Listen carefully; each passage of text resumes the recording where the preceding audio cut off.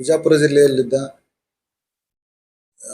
ಜಿಲ್ಲಾ ಪಂಚಾಯತ್ ಇಂಜಿನಿಯರಿಂಗ್ ವಿಭಾಗದಲ್ಲಿ ಕೆಲಸ ಮಾಡ್ತಾ ಇರ್ತಕ್ಕಂಥ ಶ್ರೀ VS ಪೋಳೆ ಎನ್ನುವಂಥ ಜೂನಿಯರ್ ಇಂಜಿನಿಯರ್ ಅವರು ಕೆತ್ತಗಾನಹಳ್ಳಿ ಗ್ರಾಮದ ಮಾರಮ್ಮ ದೇವಸ್ಥಾನಕ್ಕೆ MP ಸಾಹೇಬರ ಫಂಡಲ್ಲಿ ಬಂದಂಥ ಅನುದಾನವನ್ನು ಬಿಡುಗಡೆ ಮಾಡಲು